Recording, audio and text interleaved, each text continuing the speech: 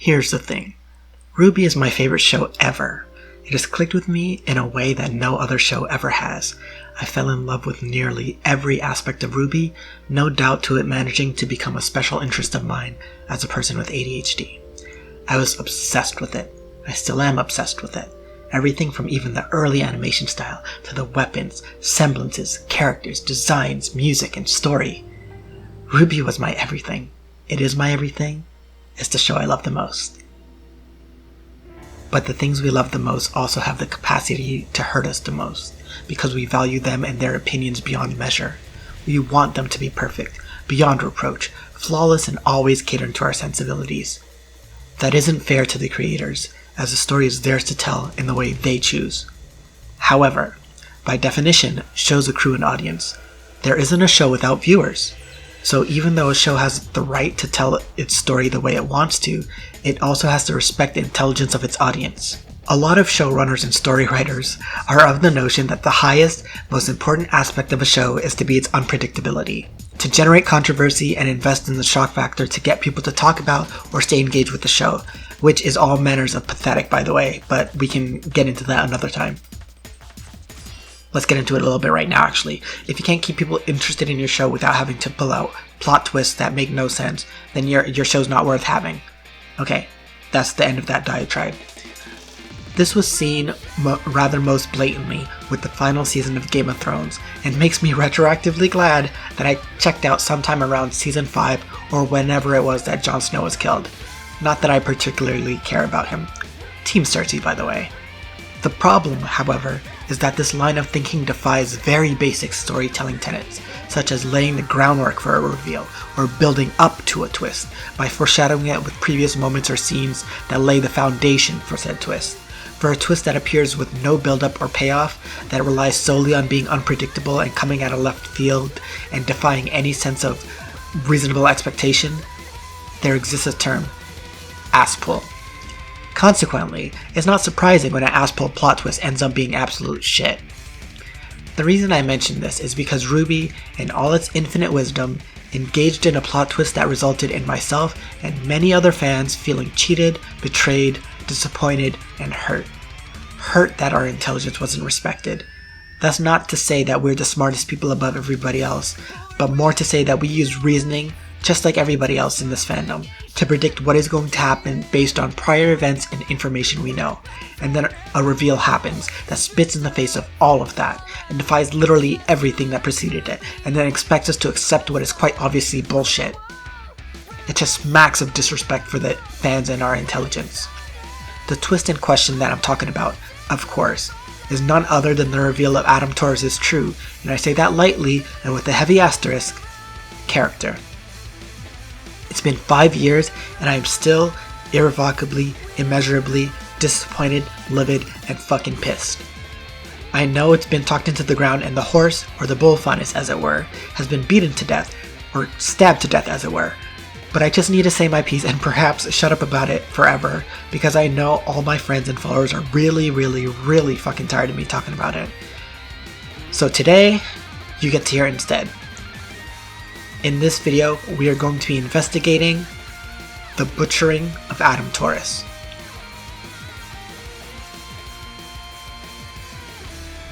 Also, a massive spoiler warning is in effect for this video, up to the latest Volume 7. If you don't want spoilers, back out of the video now.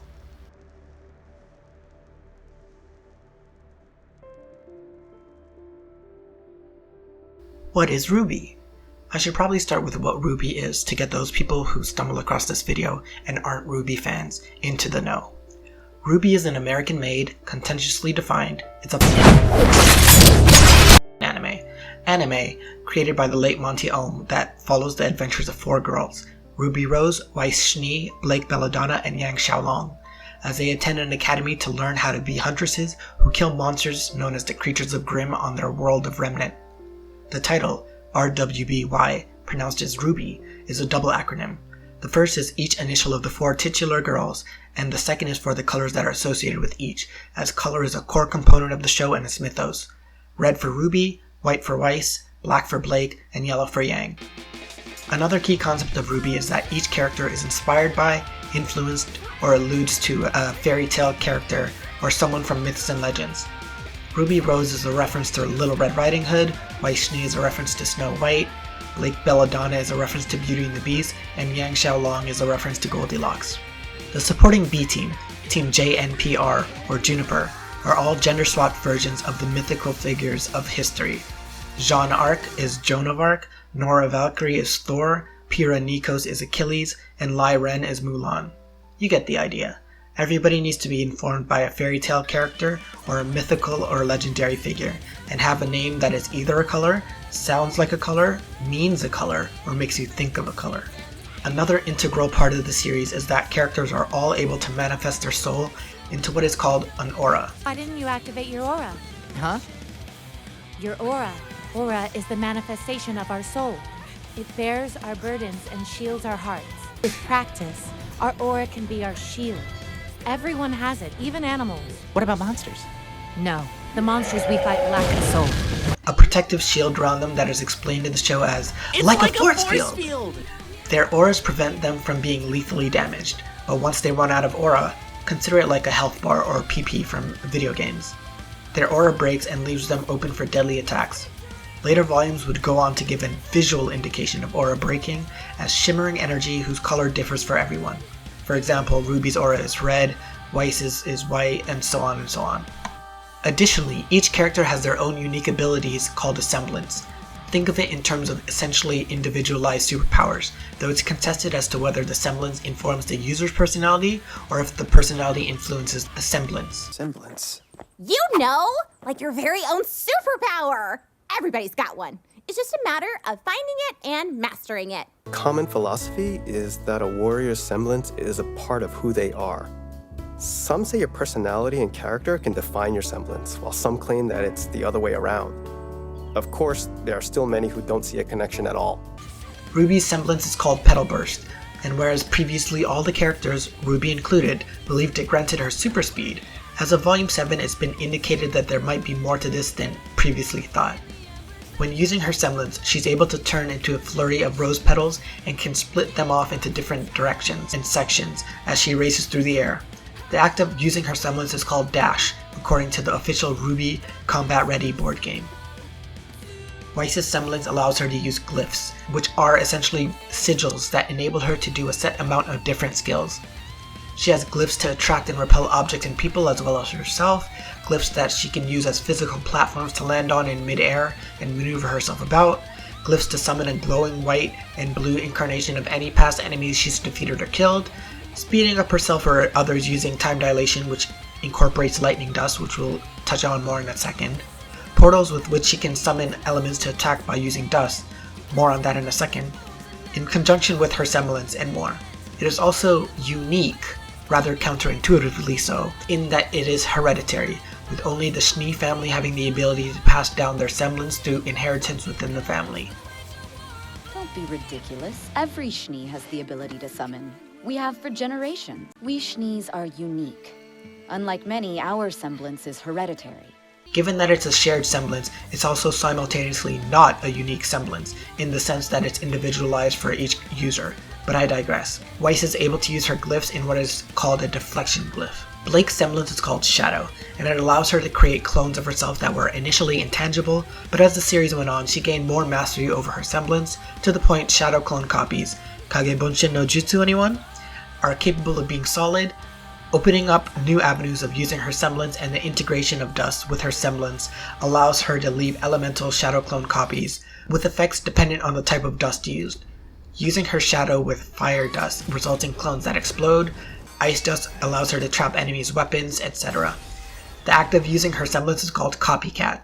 Yang's semblance is called Burn, and it enables her to absorb damage from attacks she's hit with and return them twicefold, essentially allowing her to become stronger with each hit she takes. Either that, or she becomes stronger as she gets angrier. The show isn't really clear and it kind of flip-flops between those two. Utilizing her semblance also has the visual effects of turning her eyes a vivid bloody red, and her hair glows and becomes engulfed in flames. In her first theme song, appropriately titled I Burn, this is rather enjoyably referred to as Yang going Super Saiyan. The act of her using her semblance is called Rage. Furthermore, each character has crafted their own unique weapon, all of which have names, and utilize it in their unique fighting styles. Ruby's weapon is Crescent Rose, a scythe that doubles as a customizable high-impact sniper rifle. Whoa!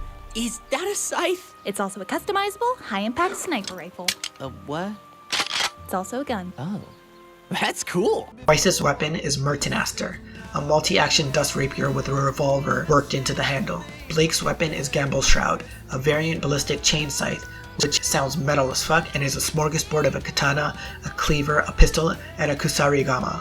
Iank's weapon is Ember Silica, which name I personally adore, and I think is one of the coolest concepts ever. Dual range shotgun gauntlets. Shotgun gauntlets, how like baller is that? Okay, fanboying moment over. Finally, some last core concepts of the show. 1. Humans live alongside a race of people known as the FAUNUS, who are humanoid people except they all exhibit some sort of animal trait. Cat ears, a monkey tail, bunny ears, claws, bull horns, wings, etc. 2.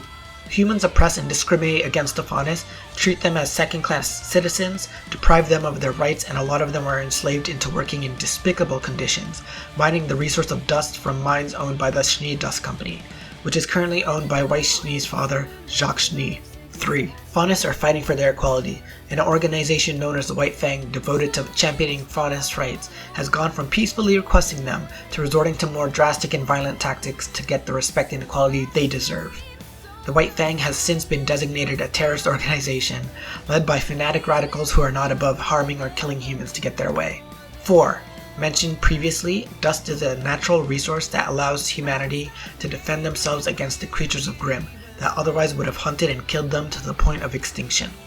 Dust can be thought of as crystallized forms of elemental energy, and it comes in a variety of forms and used in a variety of ways. Give me that. This is dust, mined and purified from the Schnee quarry. What are you, brain dead? Dust, fire, water, lightning, energy. Are you even listening to me? Is any of this sinking in? What do you have to say for yourself?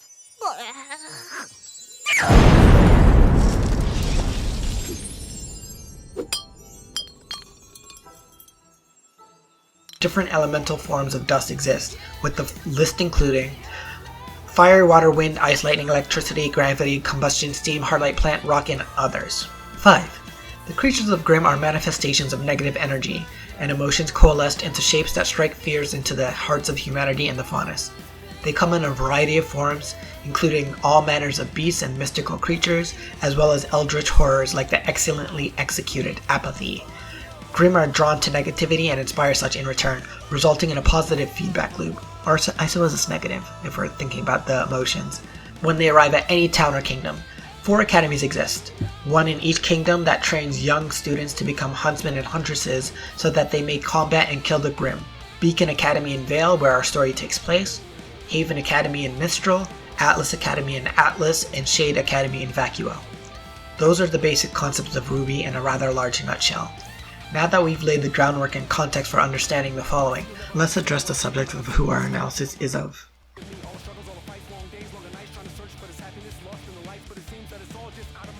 Who is Adam Taurus? Before we talk about Adam, I want to talk a bit about how I got into RWBY in the first place. My first glimpse of RWBY was the time I saw my sister watching Volume 2 on Netflix, my eye caught by the entire scene of Yang versus Neo on the train as I was walking by. I immediately became invested and watched Neo absolutely obliterate Yang with minimal effort. Hooked, I asked her what she was watching and she said RWBY. Armed and ready with this knowledge, I began to do my research and fell ever more in love with the show. I learned about how 2 volumes had already been made. I quickly caught up and became active in the fandom over on Tumblr, learning about Monty Owen's death prior to Volume 3, and the high esteem and love the fandom held for him. I felt like I missed out on the opportunity to know such an amazing, inspirational man during his life, but I was determined to get to know him and appreciate his passionate efforts and boundless dreams he poured into RWBY afterwards. After catching up on the episodes on YouTube, I was told about the trailers, so I went back and watched them. Each one filled me with the wonder that only grew as I watched the next. One character in particular, however, caught my eye. Adam Goddamn Taurus. Adam Taurus was first seen in the Black trailer, where he debuted alongside Blake Belladonna. Just like Blake, he is also a FAUNUS. Spoiler, as illustrated by the bullhorns on his head. He was part of the White Fang along with Blake until she abandoned the organization and left him in the Black trailer. Adam was a cool, suave, mysterious, aloof, and badass swordsman with a bitchin' mask and awesome abilities. It was hard not to like him.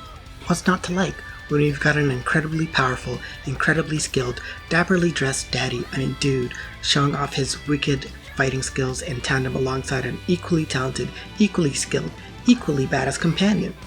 I was immediately drawn to his character. Not only was he hot as fuck, not only was he emblazoned with my favorite character, not only was he awesomely badass and badassly awesome, he had one of my names, Adam, and his last name was my zodiac sign. If ever there was a character that felt like they were made for me, it was him, Adam Taurus. Everything about him was next level epic. The mask, his mysterious personality, his sword and scabbard that also doubled as a rifle named Wilton Blush, his ambiguous morality. He was fighting for the right reasons, but was he using the right methods? His relation to one of the 4 titular girls in Blake, and his semblance, Moonslice, which was not only a fucking badass name for a semblance, but also an awesome concept and illustrated to glorious effect in the Black trailer. Much like Yang's semblance, Adam is able to take the attack or energy from a hit and store it in his sword and sheath before unleashing it back as a devastating wave of deadly crimson energy. In one strike, he obliterated the giant spider droid, him glowing crimson as the entire scene faded away to a palette of solely red and black, and the complete defeat of an opponent who had just moments prior been unaffected by any of their efforts. Adam Taurus was, in that moment, the baddest bitch in the game.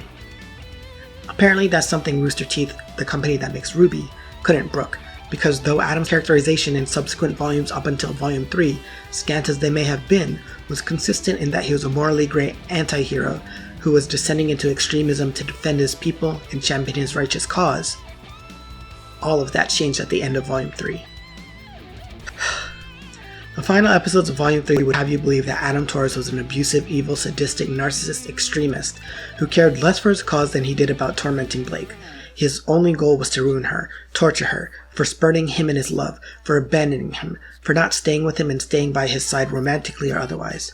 Adam Taurus was clearly, blatantly an abuser, to the point that he even tried to kill Blake in his first on-screen appearance in the current Ruby timeline at that point, and he was revealed to be an obsessive, possessive, raging narcissist who no longer cared about FAUNUS rights and equality, but was solely interested in watching the world burn and killing humans and destroying everything Blake loved. That was the big plot twist. Adam Taurus was an irredeemably abusive and evil person. But the problem there is, prior to that reveal, literally all of that was unfounded. There was no foreshadowing, no building up to it, no groundwork laid to act as a precedent for said twisty development and reveal. It came out of nowhere. It clashed with Adam's prior characterization, and fans noticed.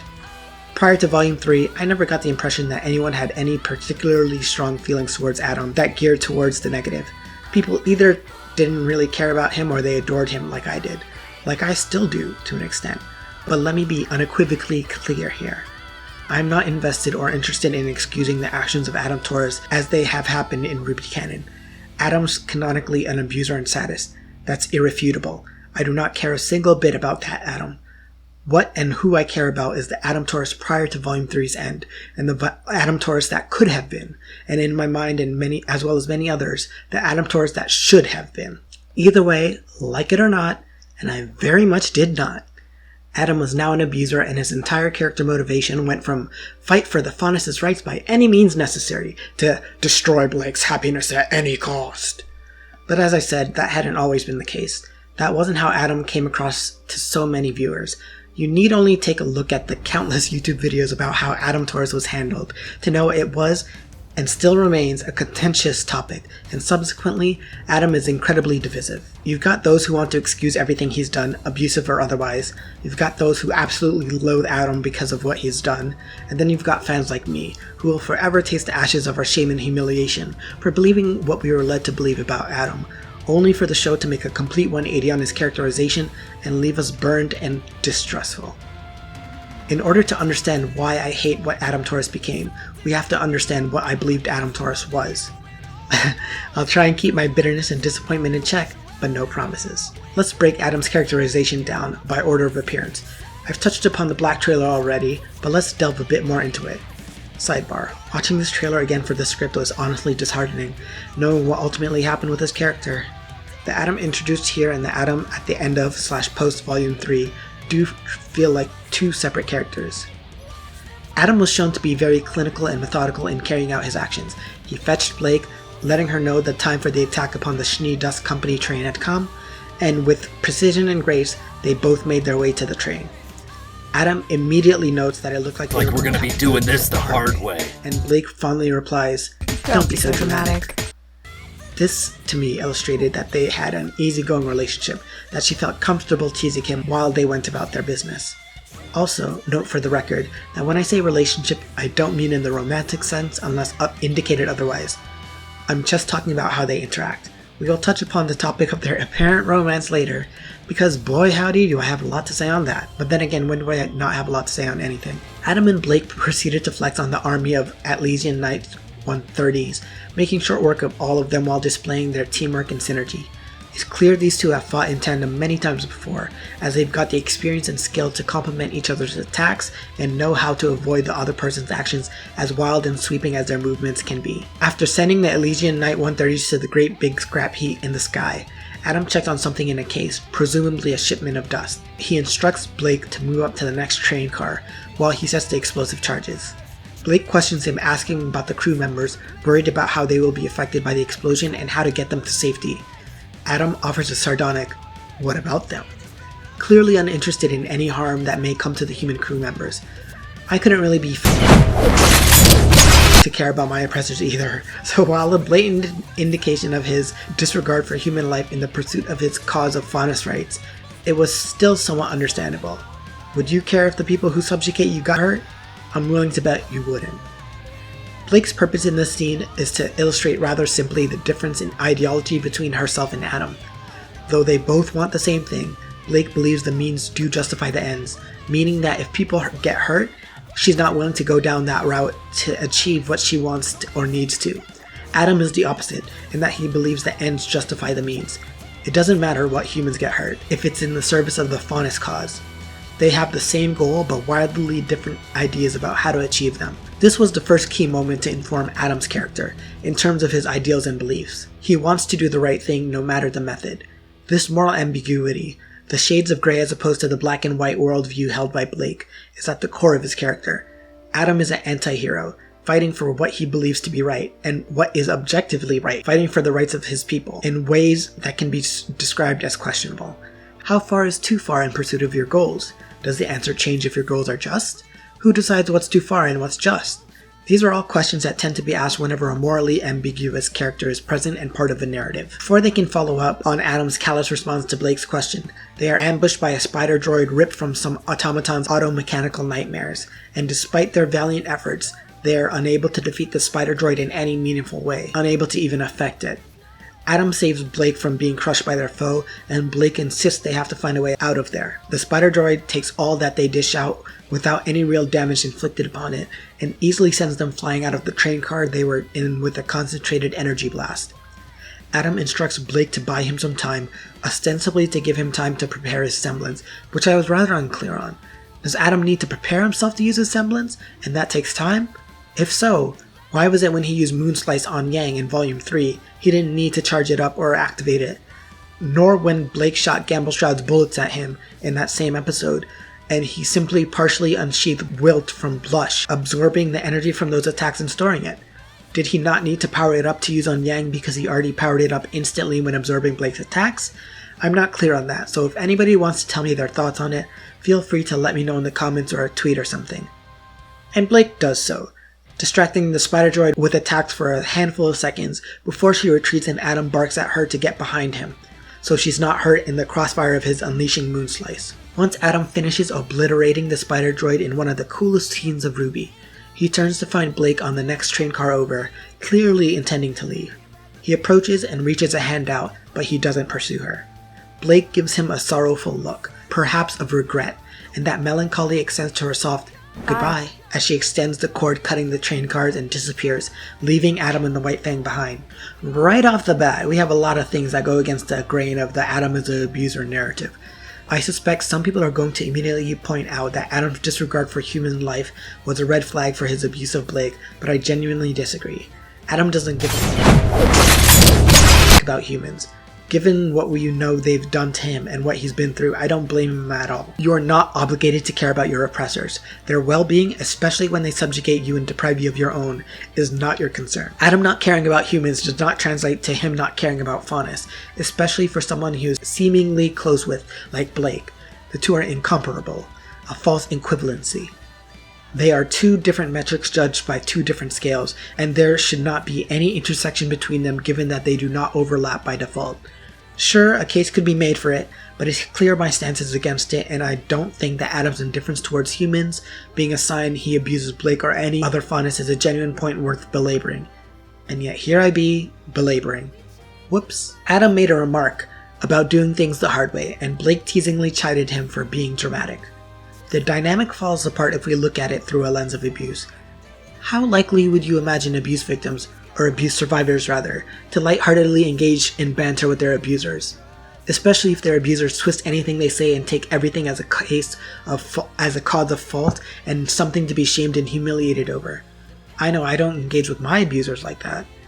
I'm aware that my experiences are not universal, and that other abuse survivors may feel differently with how they cope or engage with their abusers, but as I see it, I think this scenario is very unlikely. It's more likely that one wouldn't open themselves up to any chance of being criticized or belittled and berated by their abuser. A remark that comes across as chiding or a dig against their abuser would not end well.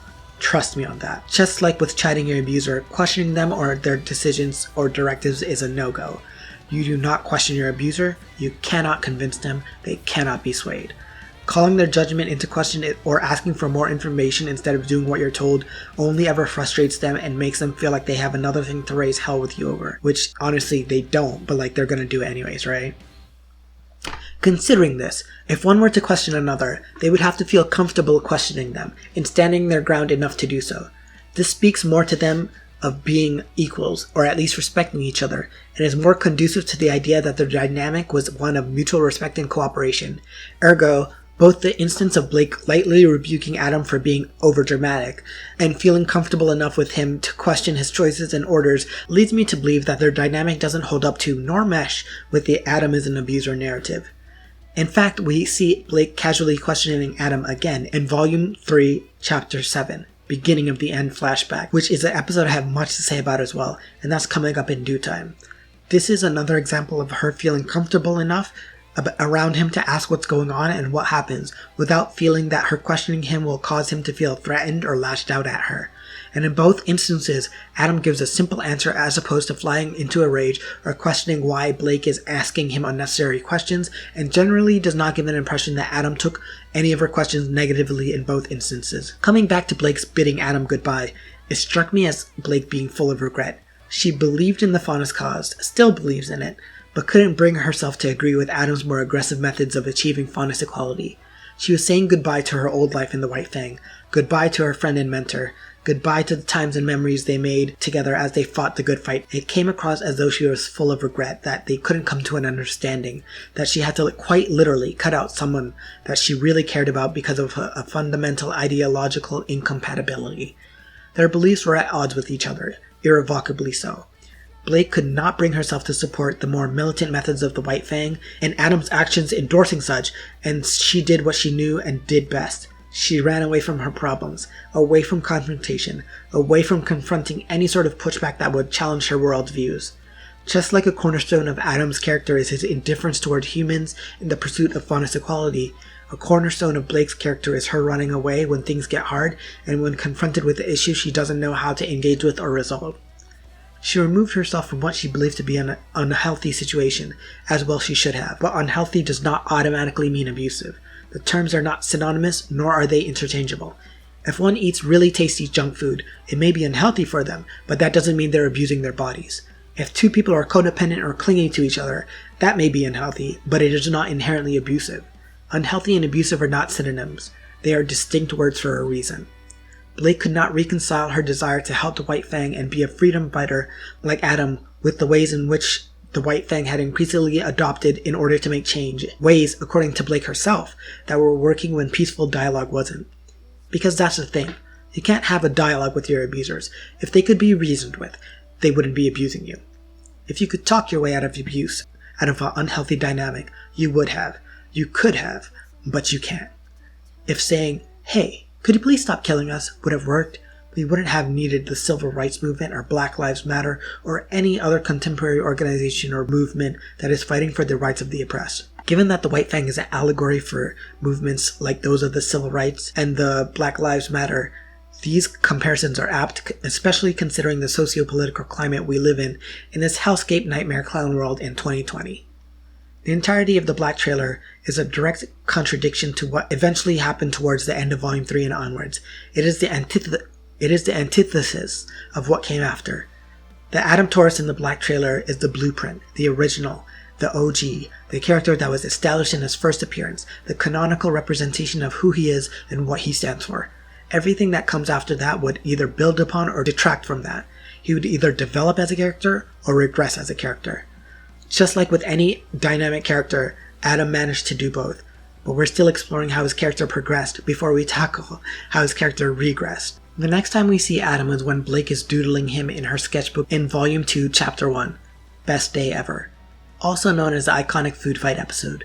At some point, Blake sketched a picture of Adam's back, and judging from how she was observing it, I think she looks at it from time to time, every so often. Despite how much Adam meant to her, she still keeps his existence a secret from her teammates, as evidenced by when she dismissed Yang's curiosity about her notebook. That's to be expected. Blake is a secretive person, and she also just had a huge secret exposed accidentally in that her FAUNUS nature was revealed no less by herself. She's known Team Ruby for all of a single semester. It makes sense that something complicated from her past wouldn't be revealed so soon into their friendship. After that, Adam is next referenced when Weiss, Blake, and Yang open up to each other during the campfire scene in Volume 2, Chapter 10, Mountain Glen. Rhymes. Notice how she refers to Adam in this scene. All my life, I fought for what I thought was right. I had a partner named Adam. More of a mentor, actually. He always assured me that what we were doing would make the world a better place. But of course, his idea of a perfect future turned out to be not perfect for everyone. I joined the academy because I knew huntsmen and huntresses were regarded as the most noble warriors in the world, always fighting for good. But I never really thought past that. When I leave the academy, how can I undo so many years of hate? It's clear she was referring to Adam's disdain for human. Prior to Volume 3, not once has Adam ever shown any interest in hurting any of the FAUNUS. He only canonically didn't give a fuck about humans, and he had every reason not to. After all, it was humans who had enslaved him and branded his face when he was presumably a child, disfiguring him and forcing him to hide his face from everyone. Would you be interested in singing Kumbaya with the very people who harmed you in a way you'll never recover from? That drove you to hide your face from even your closest friends, to the point no one knew what harm had befallen you, the scars of which was emblazoned onto your face with a brand by a company? If I were Adam, I wouldn't give two fucks about humans either. I wouldn't go out of my way to kill them, but I wouldn't go out of my way to save them either. The survival of me and my people, fighting back against our oppressors, that's all that matters to me. That's all that matters to Adam. We see that even more clearly in Volume 3, Chapter 7, Beginning of the End. Here, Cinder approaches him with the offer that would benefit both parties. Despite that, he refuses to entertain her idea, brusquely informing her that she was foolish to come here and that the White Fang are fighting for their rights, for what matters, and they weren't some goons or thugs to be hired muscled for a human cause. He said it most clearly here. The White Fang is not an organization for hire. We are a force for revolution. What you need is to leave. You're asking my men to die for your cause. A human cause. That is not an idea I am willing to entertain. Let's think critically about this scene. A trio of humans show up to seek an audience with Adam. They pitch him a plan that would put his men in danger for their cause, treating the movement that is about your rights and freedoms like it's a bunch of mooks to be bought and sell out for someone else's goals. These humans have strolled into your camp and disrespected you, presumed to know you, and want you to put the people under your charge, under your leadership and care, into harm's way for their benefit. They don't see you as people, they don't see you as deserving of your rights or of your movement as legitimate or important. Cinder certainly had a silver tongue when trying to flatter Adam into joining her faction, but his umbrage at being taken so lightly by his oppressors prevented her ploy from coming to fruition. Imagine the arrogance, the entitlement, the unmitigated gall of these humans to treat your lives and worth as cannon fodder for their human cause. And despite your hatred of them, despite foolishly insisting on recruiting you in your faction, instead of slaughtering them and being done with it, you gave them multiple chances to leave, and do not resort to violence in order to ensure they comply. But I'm supposed to believe that Adam's not willing to hurt these disrespectful humans, but is a-okay with killing Blake for leaving him? Granted, Adam had no qualms about killing the humans on the train or letting them be hurt, but given his refraining from murdering Cinder, Emerald, and Mercury, and that the humans on the train worked for the Schnee Dust Company, the very organization that branded him across his face and eye, I believe he was feeling less charitable to the SDC employees, given their association with the cause of his trauma. Regardless, the fact remains that Adam, the man who was apparently so intent on killing all humans, let 3 humans go with only a warning. Though he brandished it, he never once unsheathed his sword Wilt from his shotgun scabbard Blush, or is it a rifle? I'm not too sure. Adam was ridiculously lenient with Cinder and her group. This portrayal is inconsistent with what the narrative wants us to believe, and that he's a genocidal, psychotic sociopath that only seeks to destroy and hurt and cause pain and death. He has had every chance to take it with Cinder's group, so why didn't he? Because that's not who he is, or at least, it's not who he was. Think about the follow-up scene, the next time we see Adam. The events of the Black Trailer have transpired, Blake has already abandoned Adam and the White Fang, and while the Chainsaw Lieutenant guy promises they'll find her, Adam tells him to forget it. He has more pressing things to do. The narrative wants you to believe that Adam only wants to hurt and destroy everything Blake's ever loved, but when Blake first left him, he didn't even attempt to make that ridiculously easy jump to the next train car. You cannot convince me, nor reasonably expect me to believe, that the suspension of disbelief is strong enough to watch Adam perform all these complex, badass martial arts combat moves, but it taps out at him being able to jump a foot or two to the next train car, the same way Blake, his equal in skill in combat, managed to do. And he also didn't attempt to track her down once she had left. Which is it? Is he intent on hunting down Blake and destroying her happiness and ruining her life, or is he committed to the White Fang and cares more about his people and their goals than he did for pursuing Blake? Given that Adam ultimately acquiesces to Cinder's plan solely because he was coerced into it, and wanted to protect and spare his men from death, a bit of a moot point given that Cinder apparently slaughtered them with her newfound maiden powers. That also does seem a bit odd, doesn't it? Slaughtering the forces you need to help you achieve your goals? As well as his plans to immediately return to Mistral, presumably for some White Fang related task. I believe because Sienna permitted Adam to assume control of the Veil branch of the White Fang, and even before he knew this, Blake was not his priority, nor was she even on his list. Instead of saying that they would deal with Blake's defection later, or take up the White Fang lieutenant on his promise, or telling him to put a pin in it to return to, Adam told him to forget it. Blake was not worth the trouble, nor the hassle, when he has more pressing things to deal with, like the operations with the White Fang and their continued striving for freedom and equality. Adam allied with Cinder out of necessity, since he was forced into it and had his choice and agency denied of him by Cinder's strength, and the lives of his men were more important than his pride or Blake's defection. Speaking of equality, let's remember, the White Fang's goal was never FAUNUS supremacy. Blake stated as much herself in her dialogue with Sun, who by the way really should have known about the White Fang's history given that, he's a FAUNUS too. Way back in Volume 1, Chapter 16, Black and White. Sun, are you familiar with the White Fang? Of course. I don't think there's a FAUNUS on the planet who hasn't heard of them. Stupid, holier-than-thou creeps that use force to get whatever they want. Bunch of freaks, if you ask me. I was once a member of the White Fang. Wait a minute, you were a member of the White Fang? That's right. I was a member for most of my life, actually. You could almost say I was born into it. Back then, things were different. In the ashes of war, the White Fang was meant to be a symbol of peace and unity between humans and the FAUNUS. Of course, despite being promised equality, the FAUNUS were subjected to discrimination and hate.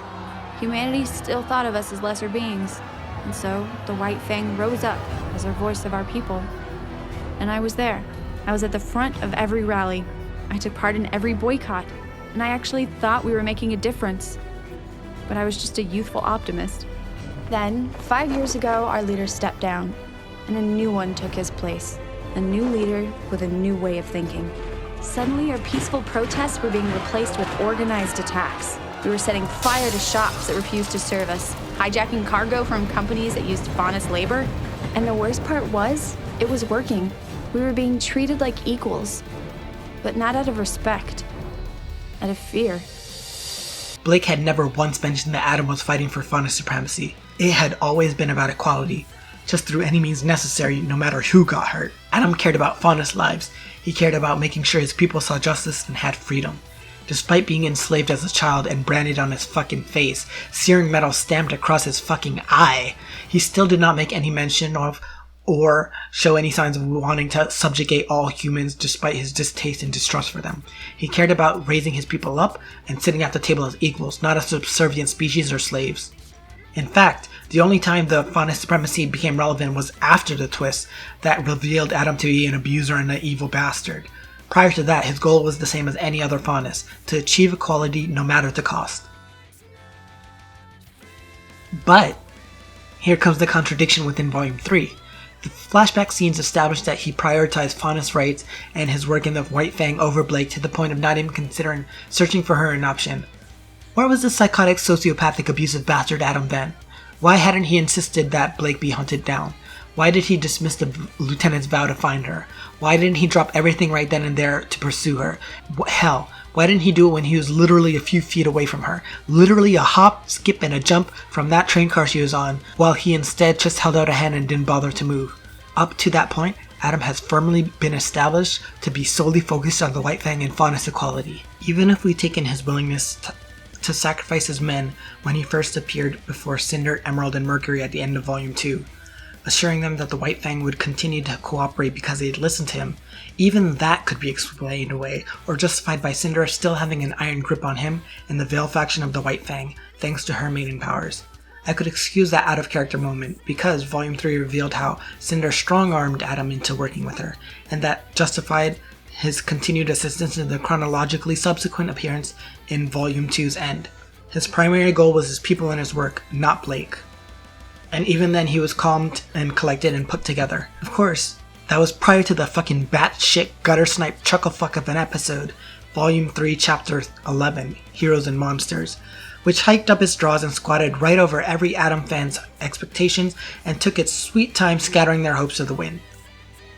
Apropos of nothing, absolutely fucking nada, suddenly Adam is referring to Blake as my love. Bitch, what? What the fuck? Where the fuck did this love nonsense come from? Blake had referred to him as a partner and a mentor. I highly doubt she meant partner in the romantic sense. I understood her to be a sort of partner in crime, quite literally actually, given the Schnee Dust Company train heist they pulled off back in the Black trailer. And even if we do take her to mean partner in the romantic sense, which we categorically don't, even though I did ship Toradana at one time prior to this entire diabolical debacle, she immediately minimized that comparison in favor of a mentor-mentee relationship. There had been zero, absolutely zilch indication that Adam and Blake had ever been in love at any point in the history of ever. Like never. Not once. So imagine how jarring it is that Adam suddenly is sadistically referring to Blake with pet names and acting like an amateur drunkard pale imitation of a cliched abusive incel ex-boyfriend. They may as well have edited Adam's model and poser Maya to incorporate a trilby or fedora and give him a neckbeard while they were at it too. Were his fingertips covered with Cheetos dust the entire time and we just couldn't see it because he was always wearing gloves like a fucking Mickey Mouse character? It was shameful. Absolutely, irrefutably, unequivocally shameful how Adam was suddenly presented to us. What happened to the man who cared about his people? What happened to the man who prioritized the White Fang over Blake? What happened to the man who was fighting for equality? And who is this stranger? Who was talking about how he only wanted to hurt Blake and destroy everything she loved? Why was he sounding like this was his plan all along? That being coerced into joining Cinder's faction had been a long-term Zenato's gambit that makes zero fucking sense in any permutation of the word? Why did Adam suddenly talk about taking over and destroying the world like it had been his original goal, like he was 100% on board with Cinder's plan, even though we canonically saw him refuse to partake in her machinations while he had his agency? Adam didn't even go through with killing all the humans in the Schnee Dust Company. If he had, there absolutely would have been mention of it in the news, or at least from Weiss when she revealed that an entire train car full of dust stolen. She mentioned board members of the SDC being executed. Why not mention the workers in the trains being slaughtered if it had happened? Surely that's more heinous than stealing dust, right? Remember how he wasn't willing to sacrifice his men for a human cause? Even discounting the end of Volume 2, why was he talking like a villain who researched his monologue off TV tropes and cobbled together a speech using one word from every example from every villain on the evil gloating page? All of a sudden, not only was he referring to Blake using romantic terms in a mocking fashion, but his entire motivation changed? He no longer wanted FAUNUS equality, he wanted FAUNUS supremacy? He no longer wanted to protect all FAUNUS? He wanted to kill anyone who got in his way? A problem exacerbated in Volume 5 was Jesus Louises, I need a rage nap. Okay, so I'm still not calm, so let's keep going and see if I have an aneurysm or 3 to put me out of my misery. Even his motivation couldn't be kept straight. He wants FAUNUS supremacy, kills all the FAUNUS anyways. He's literally that claims to be X does Y anyway meme from a handful of years ago. Seriously though, where did the romance angle come from? Fucking nowhere, that's what. It felt incredibly forced, like it was shoehorned in because it was forcibly shoehorned in. There was zero need to introduce a romantic aspect to their relationship.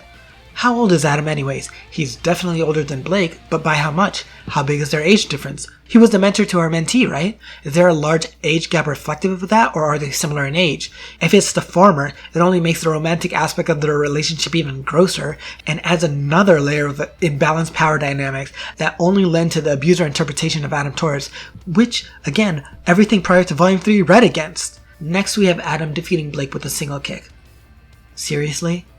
I know she's a cat FAUNUS, but why is she suddenly as weak as a kitten? Hadn't she just rushed in to defend that human that Adam was about to kill to make a point? Hadn't she just fought past her fear and galvanized to leap into action, only to be taken out with a single kick? Blake? Of the Belladonnas? The Belladonnas? The incredibly talented scion of the Belladonna family gets her ass kicked by one kick from Adam? Even though we saw just how skilled she was, comparably if not equal to him, I like to think they're equally skilled, as demonstrated in their Black trailer, not to mention Blake is noted to be essentially a combat prodigy as acknowledged by Ozpin. Well, this has certainly been an eventful evening. I'm sure that after a night of thwarting attempted robbery, you probably just want to go home and take a nap. But I was hoping that maybe we could have a chance to talk. Of course. Wonderful. As you know, in order to enroll at my academy, students must first pass a rigorous entrance exam. Most applicants spend years of preparation training at one of the many combat schools around the world. You are one of the few who did not, and you passed the exam with flying colors. I was raised outside the kingdoms. If you can't fight, you can't survive. Well, you have most certainly survived, Blake. We've had 3 volumes to see how Blake is in combat, not to mention her semblance lets her avoid any attack and is predicated on her having insanely good reaction times. She even demonstrated this minutes later in the same encounter when Adam nearly cut off her head. Why must you hurt me, Blake?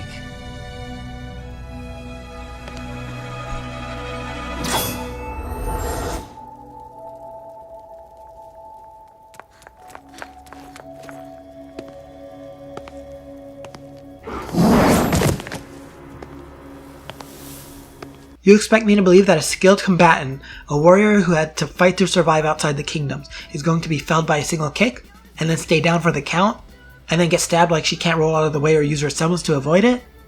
The writers had Blake intentionally nerfed. She was powered down, and her competence in combat was diminished solely to make Adam seem a more imposing threat.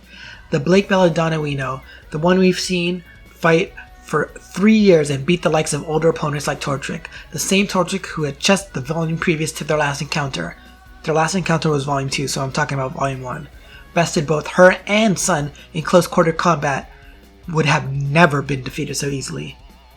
But the plot needed Adam to be the big, bad, scary, spooky, booky man, and so Blake had to become a damsel in distress who suddenly couldn't fight to save her life. She demonstrated that fear wasn't holding her back when she leapt into action to save the human. I don't believe nor accept that as a valid excuse for why she was suddenly so weak. To make matters worse, their entire dialogue exchanges... dialogue, I guess? Blake explicitly asked him, "Why are you doing this?" Why are you doing this? You and I were going to change the world, remember? We were destined to light the fires of revolution. And Adam deflects with some bullshit about what he and Blake were supposed to do. That was the wrong answer. Imagine this scenario. Adam, who doesn't throw in the "my love" line because it's unnecessary as fuck. Blake, it's been a long time. And Blake is like, Why are you doing this? Adam, who's not proud of what he's doing, but feels there's no other way. I don't have a choice. Blake responds, there's always a choice. What could make you do something that you didn't want to? You're a leader of the White Fang. Our people look up to you. FAUNUS all over the world look up to you. They acknowledge your strength and will and know you're fighting for their rights. Our rights. You don't have to do this. Adam responds, you don't understand. If I didn't cooperate with them, my men would have been slaughtered. The things they've done, the things they can do, the things I've seen. This is the only way forward now. Blake is like, Adam, you and I were a team once. We knew each other once. When things got too much for me, I ran. I thought I could never outrun my past, could never see a brighter future. But I was wrong. I have friends now, family that I would do anything for. You used to be among their number. You can be again. Let me help you. Adam hesitates and says, Blake, please. I don't want to fight you. You need to get out of here. Go find your friends. Beacon is finished, but maybe you can at least save them. Blake says, I'm not leaving without you. I can save you too. Adam, seeing that he can't get Blake to go without removing himself from the equation, says nothing as he draws his sword from his scabbard and releases a blade of energy, distracting Blake as he disappears from sight into the shadows. As Blake stares back at where Adam was, calling his name forlornly as she resolves to find her friends, Adam is walking off into the shadows, pausing only to remove his mask and stare at the disfigured reflection in a puddle illuminated by moonlight. And Adam, talking to himself as if to answer Blake, says, Don't waste your time. I'm beyond saving. Bam! Instant, consistent characterization and development for Adam without relying on him being a creepy, abusive stalker out of left fucking field makes clear to Blake that while he's doing bad things, it's not because he wants to, it's because he's coerced into doing so by Cinder and her maiden power / Salem's faction, who would have slaughtered his men if he had turned them away like he did before. Remember how he didn't just slaughter them for no reason when they intruded upon his camp and he gave them the chance to leave instead? Remember how Cinder literally came back and forced him into servitude and helping them? Remember how Adam gave up on looking for Blake when she deserted their cause instead of just stalking her down and making her a priority? Remember when the White Fang and their operations were much more important to him than Salem and Cinder's crusade and his obsession with Blake? Remember when Adam was a multi-layered character and not just a flat joke of an abuser? Remember? It would have been so easy. So easy to make clear that, building on the prior characterization Kruby established themselves for Adam, that he wasn't invested in Salem's war nor obsessively stalking Blake and being a creep. The head of a splinter group fighting for FAUNUS rights could have been a much more interesting character. The way he originally seemed to be heading until Volume 3 tore that shit up and presented some bullshit and tried to pass it off as bull FAUNUS in the form of Adam Taurus. But I'm just bitter, right? None of this makes any fucking lick of sense because I'm just pressed. So then Adam tells Blake he's going to ruin everything she's ever loved, starting with Yang. And as Yang rushes in, Adam unsheaths Wilt and makes sure she's unarmed. I'm not sorry. But right after that iconic, shocking moment, which honestly I actually liked and didn't have an issue with in and of itself, because Adam could still totally have been an antagonist without being an abuser. But right after he dismembers Yang, Blake miraculously gets up and rushes to protect her. Adam gives a really gross, really standard, generic, stock, uninspired cliche read off a manual from the abuser's playbook line of, "Why must you hurt me, my love?" and goes to decapitate her. But oh no, it's not done yet. We have to make sure Adam's a baddie. So what are we going to do in his first true on-screen appearance in the current timeline? Let's have him kick, slap, stab, and try to decapitate Blake. Any sort of redeemability he may have had was gone the second he tried to decapitate her. There's no coming back from that one. And it was his first proper scene in the present. You have no idea how insanely bitter I am. Then, and there's the goddamn gag of it all.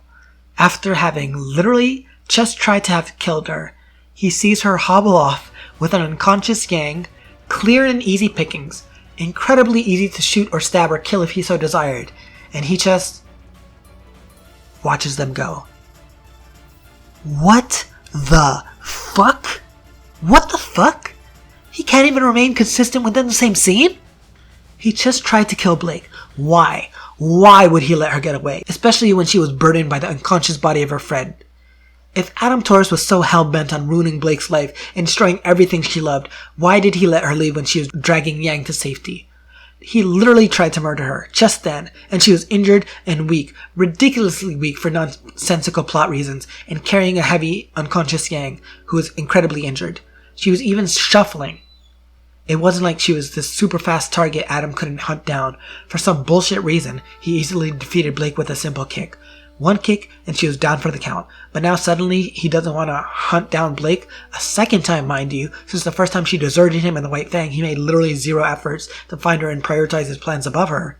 Even when she's struggling to escape with her now disabled teammate, it makes literally zero sense. He was just trying to kill her. He just attempted to decapitate her with literally zero hesitation. And now that she's easy pickings, he, what, lets her leave and turn and slowly and calmly walks away? The writing of that entire scene and the culmination of the build-up between his and Blake's reunion / encounter / fight was so shittily handled, and it's so infuriating because they could have done so much better with Adam's storyline and character, his relationship to Blake, the differences in ideology they both held. It feels as though they made Adam out to be an abusive, murderous, genocidal fuckboy for shock value, and thus their entire writing of that scene was so goddamn abominable. They had Blake, an incredibly skilled, powerful fighter with reflexes so quick that her use of a semblance to leave empty shadow copies / pale imitations of herself relies on said reaction time. But apparently one kick was too much for her, and she was down for the count and ripe for the stabbing. Adam's entire character and his motivations were reduced to, I want to hurt you now because you left me before. Who cares if my earlier characterization made clear I had more important things to tend to the point I didn't even bother to look for you or hunt you down. But now my schedule is totally free, and who gives a shit about equality or raising my finest brethren to new opportunities and standards of living? Who cares if I have shown to prioritize the lives of my men over my dignity and working with a human? It doesn't matter, because now FAUNUS lives are totally meaningless and worth sacrificing in large numbers if it means I get to watch the world burn and personally get to ruin yours.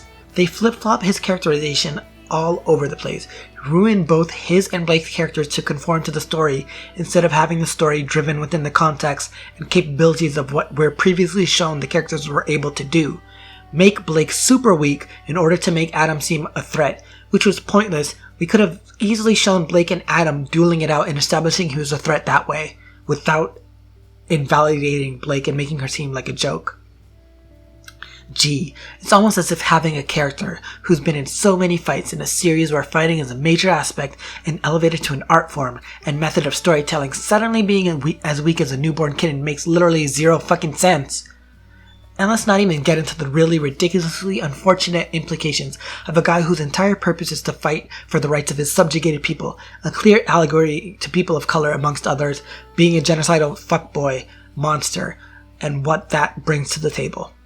But yeah, for sure, I can totally see a dude who made clear his entire purpose now solely being to ruin Blake's life and happiness for whatever reason, would just cut off Yang's arm, try to kill Blake with no remorse, see them get away with much difficulty, and go, yup, my job here is done. No point in hunting her down when she's weak and burned by an unconscious ally. Great job, Adam. Your shift in this version of your characterization is over. Time for the other characterization to clock in and spare them because... plot. What? Did I say I was going to destroy everything she loved? And do I have an opportunity to do so now, with even more ease than it took to defeat her the first time around with a simple kick? Nah, what are you talking about? I never said nothing like that. It makes no sense. And so much potential was wasted, and I'll forever be angry and bitter over such mediocre, shoddy, subpar writing. Honestly, every time I think about Adam Taurus, it makes me want to pull up a tab with Expedia.ca and book a flight because I never fail to fly into a rage. All this bullshit seems like they were trying to push the envelope, but honestly, shove it up your ass and give your guts some paper cuts. After this, Adam serves as a boogeyman to traumatize Yang, which I personally don't have an issue with, as of course she'd be traumatized, and Adam being an antagonist for her is not inherently a bad thing. It's only when she's an antagonist for Yang solely because he reduces his entire motivation to hurting everything that Blake loves that I take umbrage with this. Adam owes nothing to Yang, a human, and wouldn't hesitate to hurt her, but Blake is a FAUNUS, and someone who's important to him. In what world would a man fighting for the rights of his people, in a position of power, attempt to kill a member of said people, not to mention a prominent one who is a scion of a powerful, well-known FAUNUS family? Could you imagine if any leader in the civil rights movement tried to murder their spouse? Can you imagine how that would reflect on the movement itself?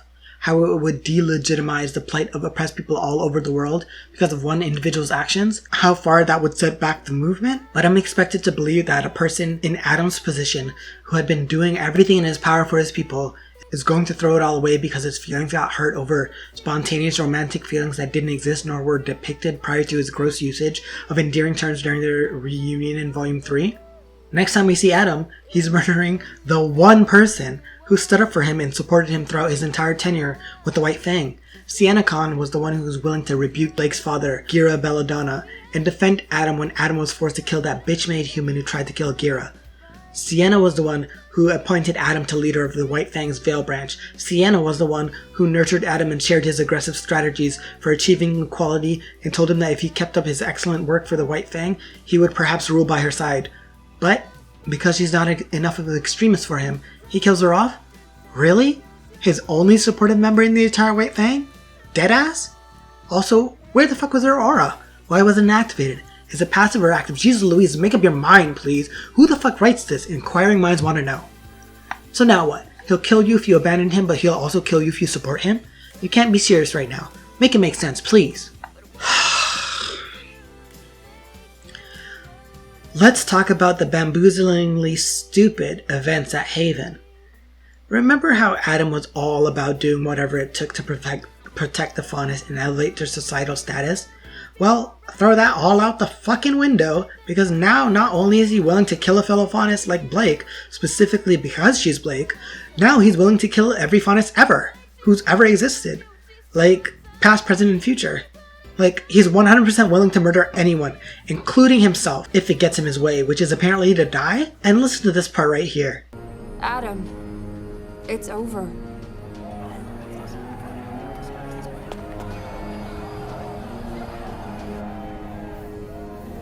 And it's over for all of us. Hey, wait! Huh? What are you doing? Trying to get us all killed? I am making humanity pay for what they've done! He's teaching humanity a lesson? By what? By killing himself? Is that the lesson? You can get rid of terrorists by letting them suicide bomb themselves? Is that the lesson we're teaching? And he's further devolved from a trilby sporting, meninist incel to a whiny petulant child who throws temper tantrums? I have to laugh. But right after I cry. Let's review previous footage of Adam's personality and demeanor prior to Volume 3's finale. Blake, it's time. Looks like we're gonna be doing this the hard way.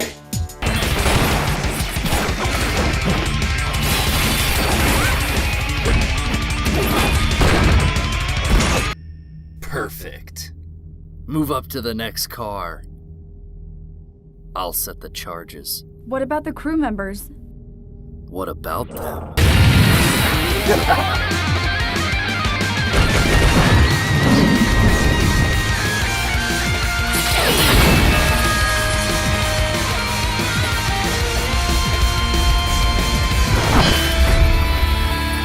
No. But they'll listen to me. So, let me get this straight. You could have gone to anyone for help. You could have made a deal with a gang leader, paid off some huntsman that had strayed from their righteous path. But instead, you choose to seek an audience with me. Then you're clearly not thinking straight. If you truly understood me, then you would know that coming here was a mistake. The White Fang is not an organization for hire. We're a force of revolution. What you need is to leave. You're asking my men to die for your cause, a human cause. That is not an idea I am willing to entertain. What was that about? Nothing. We need to finish preparing. The train will be here at dawn. We'll find her, sir. I swear on my life. Forget it. It's time I return to Mistral and... What is this?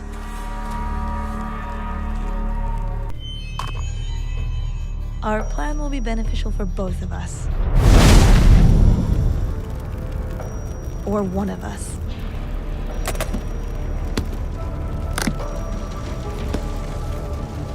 So, which will it be?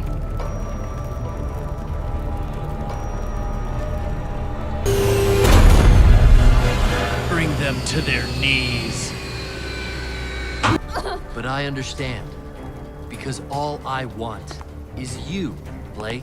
And as I set out upon this world and deliver the justice mankind so greatly deserves, I will make it my mission to destroy everything you love. Blake! Where are you? Starting with her. Now let's cross-reference that with Adam how he was in post-Volume 3. I want humanity to fear the FAUNUS, to know that we demand respect. I do not want to start a war with the humans that we cannot win. That's where you're wrong.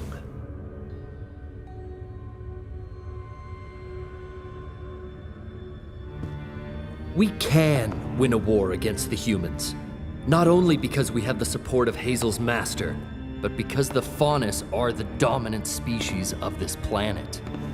We're better than humans. We have everything humans have and more. Humans shouldn't just fear the FAUNUS. They should serve the FAUNUS. I will be the one to lead the White Fang.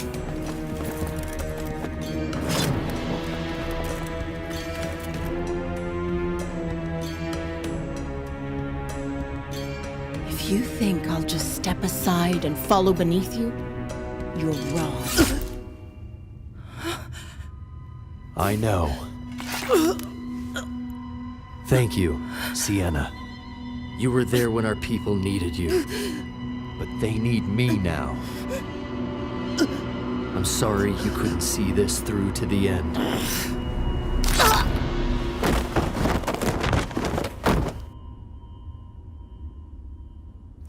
The Belladonnas are the only remaining threat to Adam's assault on Haven Academy. And so, they must be silenced. Silenced? Like Sienna. Make no mistake, brothers. These are our enemies, and we will not let them ruin.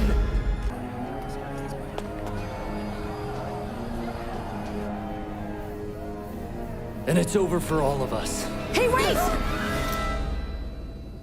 Huh? What are you doing? Trying to get us all killed? I am making humanity pay for what they've done! What do we do? Ah!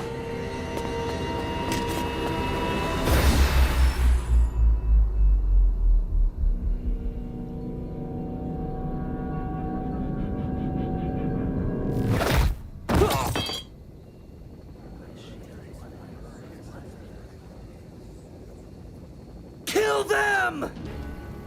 I'm going to make you regret ever coming back.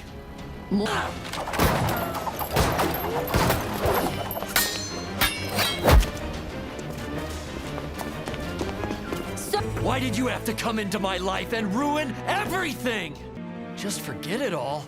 Is that what you did to me? You just threw our memories away? I let you go once already, Blake. I'm never making that mistake again. Can you do anything besides run? I wouldn't have to be doing this if you just behaved! But you're selfish! You're a coward! You're delusional.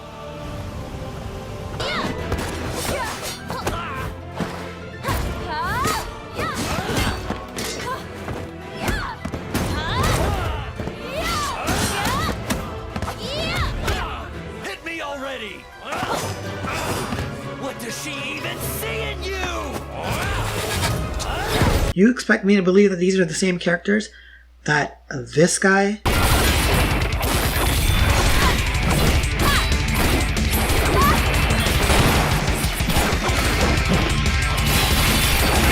Then you're clearly not thinking straight.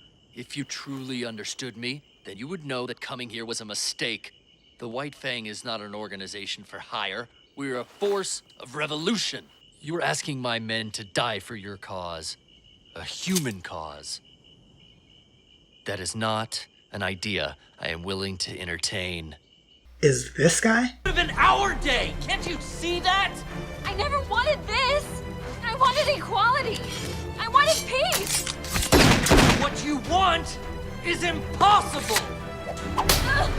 And as I set out upon this world and deliver the justice mankind so greatly deserves, I will make it my mission to destroy everything you love.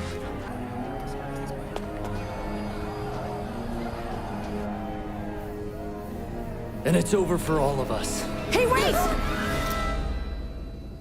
Huh? What are you doing? Trying to get us all killed? I am making humanity pay for what they've done! I guess she's got more control over you than you... What? No.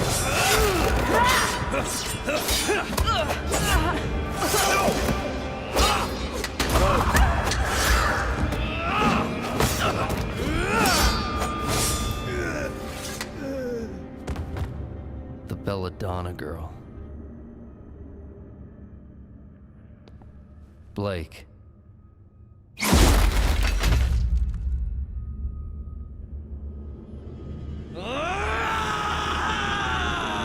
You were asking my men to die for your cause. What? A human cause. That is not an idea I am willing to entertain. You were asking my men to die for your cause. A human cause. That is not an idea I am willing to entertain. You were asking my men to die for your cause. A human cause. What? That is not an idea I am willing to entertain. Pack it up, Chief, because I'm not buying what you're selling. But oh, it gets worse. Remember how Adam's an incredibly skilled and talented combatant like Blake is? Remember when he fought like this?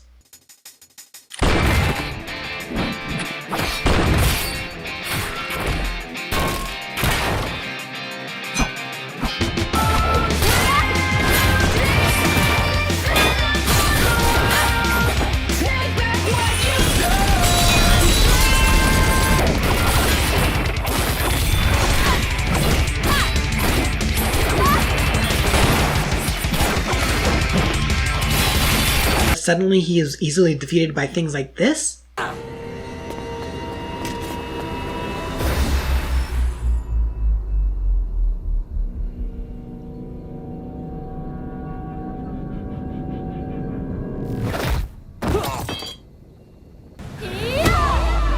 And how he used to be able to do this?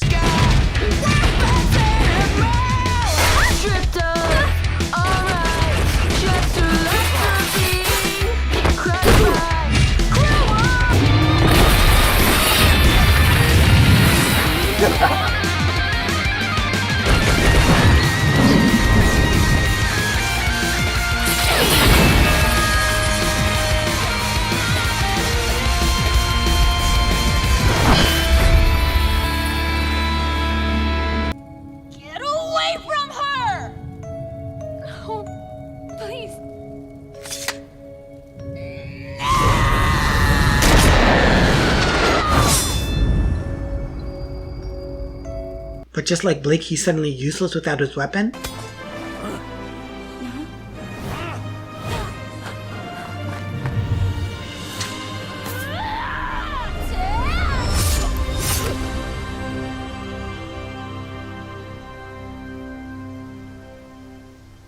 Oh.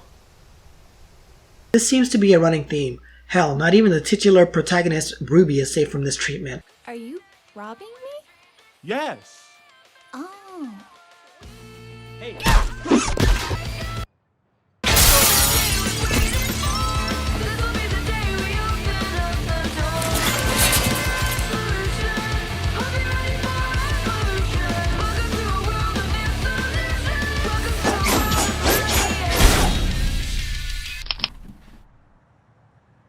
Okay. Get her.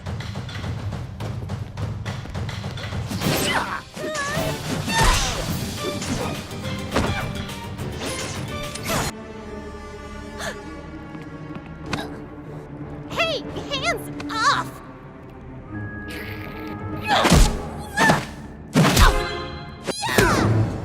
Man,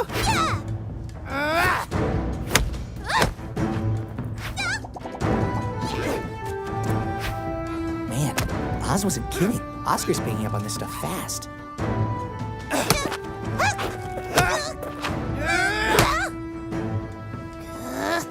My gosh, I'm so sorry!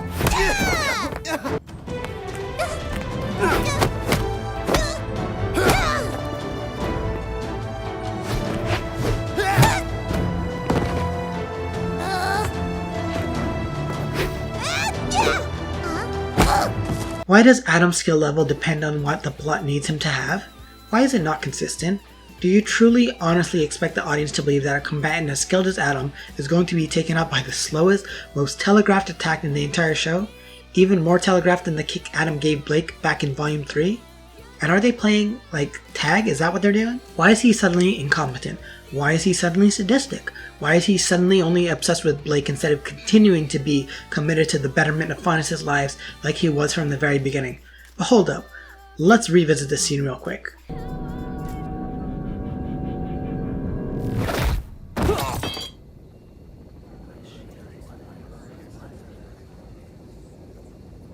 Kill them!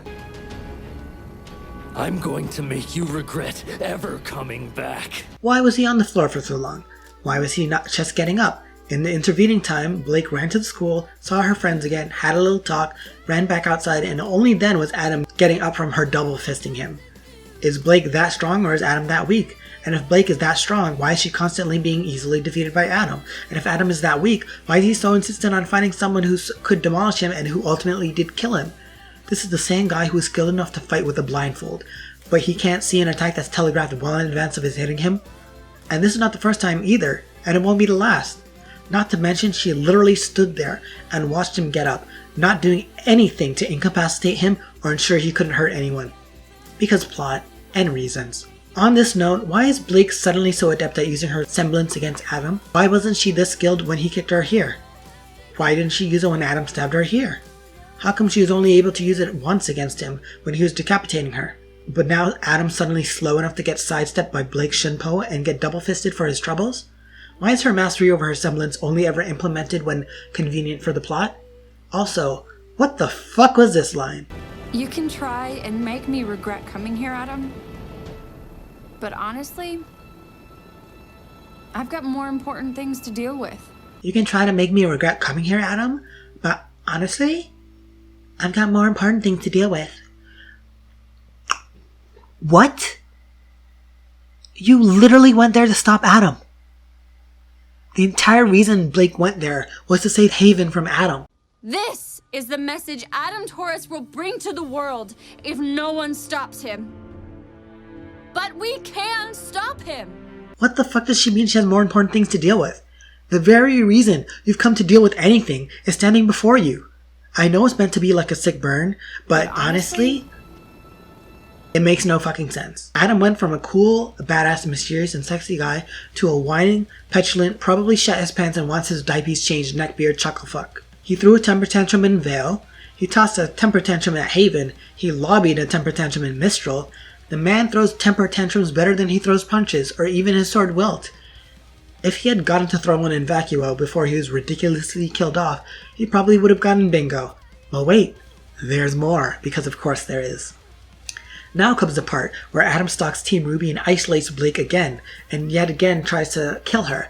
I think it took on an extremely intimately abusive angle, particularly when he grabbed her by the throat, which was very evocative of domestic abuse. So since they were going for the abusive angle, I do think that was a very good moment to illustrate it, but I still think the abuse thing in general was really, really poorly implemented and should never have been part of the show.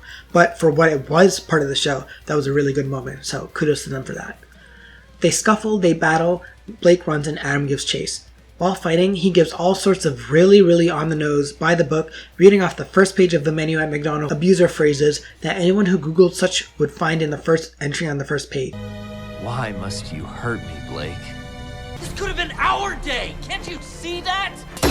What you want is impossible!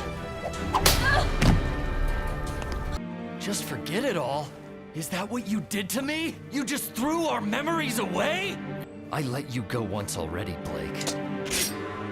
I'm never making that mistake again.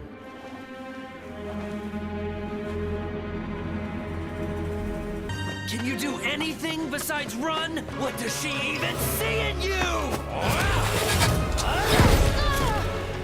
If by some arbitrary standard he hadn't been before, Adam is now unequivocally a caricature of himself. I let you go once already, Blake, but I'm never making that mistake again. Actually, buddy, you did it twice, but consistency isn't really the name of the game, so I'll let you have it. Why is Adam suddenly useless without his weapon? Why are his reflexes so slow? What was this bullshit at Haven, and again in Argus? And why are his skills nerfed depending on what the plot needs, just like Blake's? Do they alternate their shared incompetency? Do they meet up for brunch and discuss whose turn it is to be weak to the other? Real quick, let's review their tag game of Catch the Stupid. Adam kicks Blake. Blake slams Adam. Adam chokes Blake. Blake steals Adam's sword. Adam slams Blush into Blake's head. Blake uppercuts Adam as he watches. Blake and Yang kill Adam while he reaches for Gamble's Shroud. Also, why would he be running for the piece of Gamble's Shroud that was closer to her when there was one right behind him? Like, come on, who's stronger? Why do they alternate who's weaker? Where's the consistency? Where's the logic? Where's the common sense? Blake acknowledges that she and Sun stood no chance against Adam, even if it was 2-on-1. And back at Beacon, neither could Yang and Blake. So is Adam stronger? But if that's true, why is Blake able to hold her own against him time and again? This scene right here, where Blake uses her semblance to avoid a point-blank shot from Adam's Blush shotgun scabbard, that was contrived. I don't buy it. Like, I like how it looked and everything, and it was a cool moment, but every instance we've seen of Blake using her semblance, there's movement to it. She either dodges to the side or moves out of the way, but you can track where she's going to end up based on where her after image is. This time, she literally just teleported behind him. That's not how her semblance works. You guys write this stuff so you should know. Her semblance isn't teleportation. That was bullshit. That's rammed home even further just shortly after when Blake continues to use her Kage Bunshin no Jutsu to avoid his attacks, and you can see where she's going thanks to her shadow after image. She was skilled enough to avoid a shotgun blast at point blank range and even get several feet away from him, but when he's telegraphing yet another attack that she sees and doesn't react to, she's unable to avoid it in time.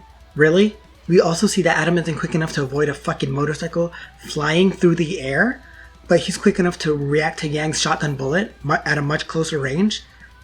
Also, he saw Blake before she uppercut him, but should I even be surprised at this point? So many characters literally just stand there as stuff happens to them instead of reacting. This is a problem that goes all the way back to Volume 1, as seen in Chapter 16, Black and White, when Sun jumped from a height and planted his shoes into Torchwick's face, all the while the criminal mastermind stood there and watched. Out of everything, this is what I think was the most egregious, the most transgressive, the most unforgivable of it all. Adam was revealed to have the Schnee Dust Company's initials branded onto his face across his left eye. That was genius! Fans have been wondering what was hidden behind Adam's mask since his first appearance in the Black trailer. It could have been anything. He had so much mystery and intrigue behind it, and it added to his cool factor. Of the endless possibilities, I believe the writers picked one of the best potential options. The reveal was amazing. Even his dialogue was perfect. I was shocked and amazed. But then they immediately killed him off that same episode. This isn't the first time they've done it. They did it with Roman Torchwick, another of my favorite characters, back in the same episode that ruined Adam Taurus for so many people, myself included. Volume 3, Chapter 11, Heroes and Monsters. But why? What do you get out of it? You're asking the wrong questions, Red. It's not what I have to gain. It's that I can't afford to lose. Torchwick was already a dynamic character, but this fleshed him out so much. What was it that a bad man couldn't afford to lose? What was so precious to him? What was he protecting? Was it his livelihood? His criminal empire in Vale, the town he had running scared? Or was it a person? Had someone close to him been threatened? Possibly Neo? Torchwick became infinitely more fascinating in that instant, and then they immediately killed him off that same episode. Adam was much the same. Prior to this, we didn't know just how personal and deep his hatred for humanity ran. We didn't know why he subscribed to Sienna Khan's more aggressive ideology, as opposed to Gira's diametrically opposed peaceful ideology. We don't know what drove him to hurt and hate humans so much. The reveal of the Schnee Dust Company branding, which, by the way, I have a bit of an issue with. It should have been, as many others say, the Schnee symbol, the logo, We have never seen the SDC label being used on anything, but we've seen the Weiss's symbol, the Schnee Dust Company symbol, their family glyph, on pretty much everything. If that had been seared onto his face, that would have made much more sense. But whatever. That's a minor niggle, but I think it would be much better. Sorry. The reveal of his Schnee Dust Company branding, his traumatic scarring and disfiguring of his face, and blinding of his left eye, that made it all make sense. Of course he hates humans. Of course he didn't care who got hurt during the SDC train heist. Of course he would strive to fight all the more harder for his people. Everything came together in that morning. In that moment, Adam Taurus became an enigma solved. And then they killed him. What a waste. What a waste of potential. What a waste of investment. What a waste of time. Adam's character had so much more he could have been, and could have gone on to be. So much more he could have contributed to the plot, to others' character development. Adam was scarred and disfigured at the hands of the Schnee Dust Company, whereas a boy he, along with many other FAUNUS, were enslaved to work in the dangerous dust mines. Who owns the Schnee Dust Company? Jacques Schnee. Who is Jacques Schnee's daughter? Weiss Schnee. Who is on Team Ruby and has a direct relation to Blake Belladonna? Weiss Schnee. Who knows what evil shit goes on the Schnee Dust Company under her chucklefuck of a father's guidance and leadership? Weiss Schnee. Who vowed to take back the company and make things right with the FAUNUS, all those who were hurt by the Schnee Dust Company? Who only has the vaguest idea of who Adam is, since Blake never told her and the narrative never let the rest of Team Ruby, barring Yang, into the Adam storyline? Weiss Schnee. Who never even once met Adam Taurus? Weiss Schnee. And Ruby Rose. Can you imagine how this would have helped Weiss's character arc if she had seen firsthand what her father's company does to the FAUNUS? Moreover, a FAUNUS with a past directly connected with her own teammate Blake? Can you imagine the horror, the conviction, the need to make things right being solidified even more so by the defiant Weiss? Can you imagine how excellent that would have been? It wouldn't have even been hard to incorporate. I think Twiins Ink's Doing Adam Different, link below, was a fantastic restructuring of Adam's arc and makes far more sense than what we canonically got.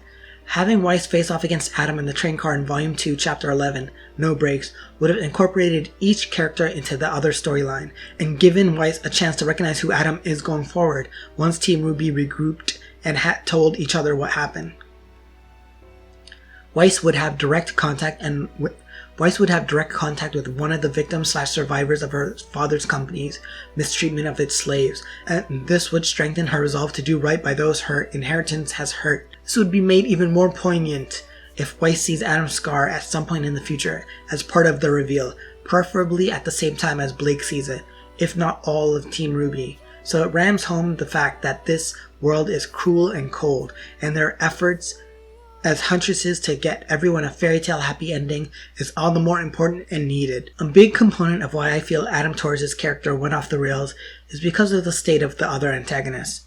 Adam was introduced properly, by which I mean he had more than a second of screen time at the very end of Volume 2, at the tail end of Volume 3, and concurrently, the primary driving force of an antagonist was Roman Tortwick, who was killed off at the end of Volume 3. I love Cinder. She's actually one of my favorite characters. Unpopular opinion, I know. But I don't believe she would have carried the plot forward in the immediate aftermath of Volume 3.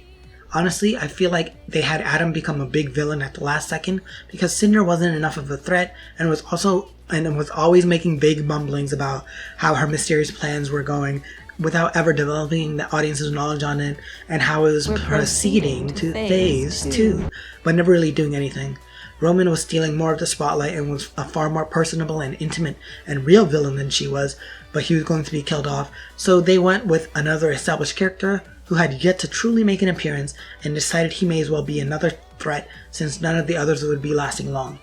That's the only explanation that makes sense to me of how and why they would butcher a character that was built up to be a complex, morally gray anti-villain or anti-hero, or antagonist in general, instead of just an outright villain who suddenly no longer cared about FAUNUS rights and his sole focus became ruining humanity and Blake's happiness. Of course, this is all to say that I don't believe the writers are skilled when it comes to writing anything as morally gray. The White Fang should have been morally gray. Think back to the questions I mentioned near the start of this analysis. How far is too far in pursuit of your goals? Does that answer change if your goals are just? Do the means justify the ends? Do the ends justify the means? Who decides what is too far and what's just? The White Fang became more violent, but in pursuit of a good cause, a just cause. They are objectively in the right with respect to their goal. But the writers needed antagonists, general fodder, and mooks for Team Ruby and others to point to as the bad guy and beat up without feeling bad or any remorse about it. Which, I mean, canonically makes Team Ruby racist as fuck, as H-Bomber Guy pointed out, given that they're beating on marginalized people because reasons. How do you make people fighting for the rights into the bad guys? You radicalize them and make them seem like they've gone off the deep end and are going about it the wrong way. The way white liberals will pay lip service about how much Black Lives Matter, but then turn around and complain about the state of buildings and protests and gentrify neighborhoods of color. If you condemn how they go about something, then you condemn what they're doing, implicitly by association. So now the White Fang is an extremist terrorist organization who hurt their oppressors and thus portrayed as bad, because fighting for your rights is bad if you're mean about it to the people who hate you by merit of your very mean existence. Give me a fucking break. Writing morally gray characters or morally gray organizations or morally gray anything is not their strong suit. But despite what I just did, I don't think they should be shamed for that. Do as I say, not as I do. Everyone has their strengths and weaknesses, and how are they going to get better if they don't write, if they don't practice? It'd be akin to making fun of a person who wants to lose weight for being in a gym. How can they achieve that if they're being ridiculed while practicing? Miles and Carrie certainly have strong points when it comes to writing. I think they're absolutely excellent at comedy. I cannot tell you how many times I laughed myself silly while watching Ruby Chibi. Oh, it's a good thing she didn't see you. That would have been bad. What is this place? This is the real world. Real? We're living in a simulation. This is life outside the screen. The giant ones, they seem to worship us and our lives. What do you mean by worship? Whoa! They make tapestries dedicated to us. They write songs based on our adventures. They even wear stylish and comfortable clothing in our honor. Wow! I'll bet they're affordable as well. Oh, you know it. I don't get it. How did you all get out? How did I get out? Oh, the Great One saved us all. She showed us the light. Great One?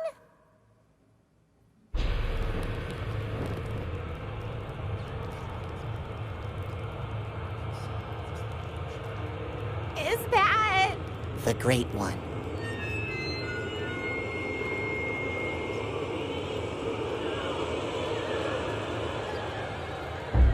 You now have a choice.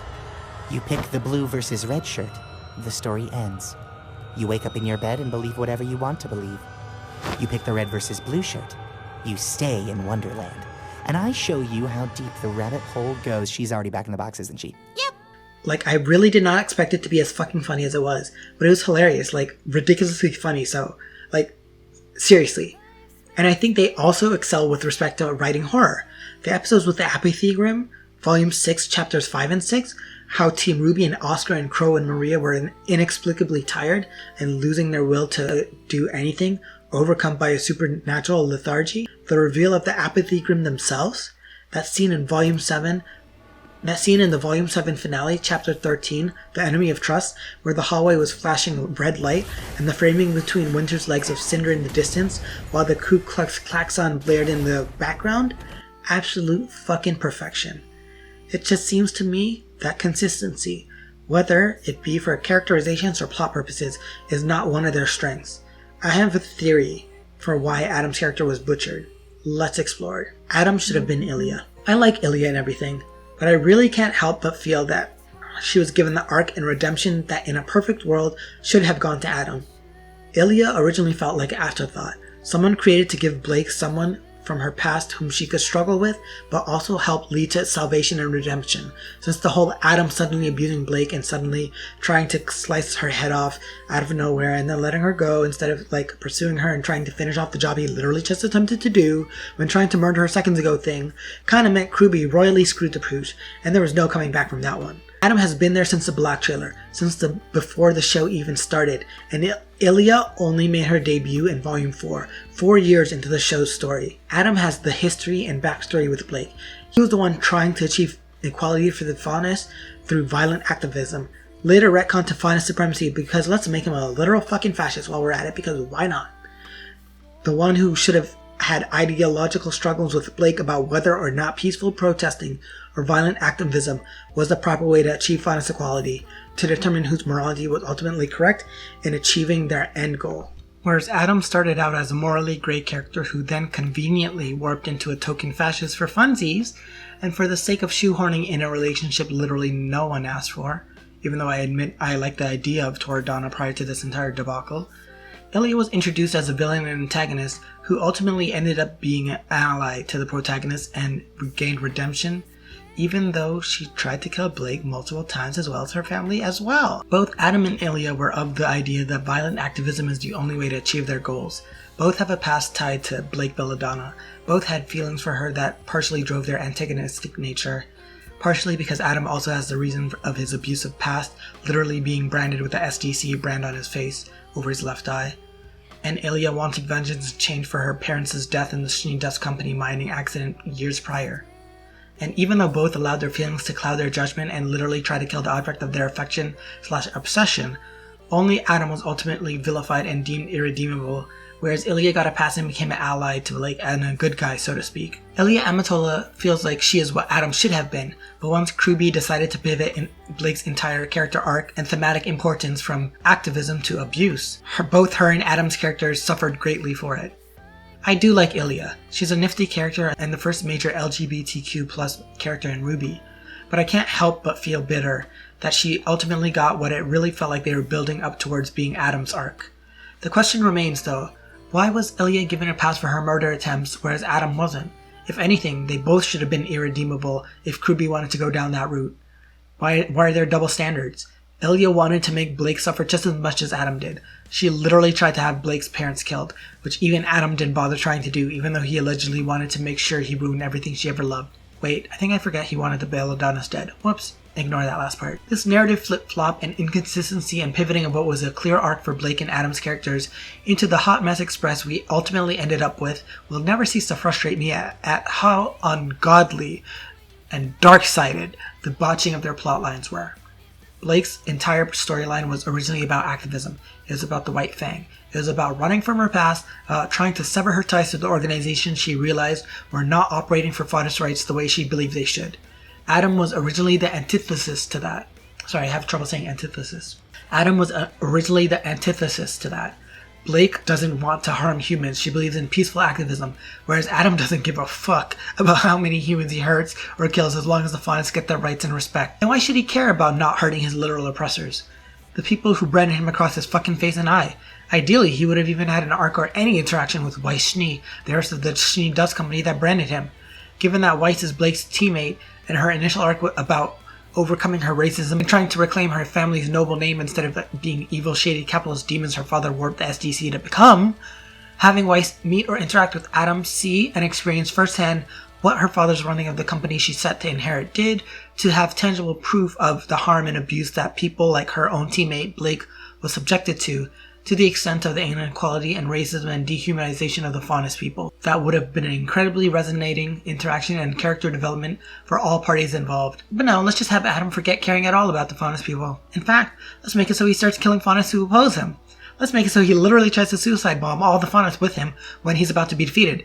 Let's strip away any depth to his character, reduce him to an abuser who doesn't even fit within the content or narrative of the story, and ultimately kill him off while being self-congratulatory about how excellently we pulled off such a difficult, meaningful character arc for Adam, Blake, and Yang.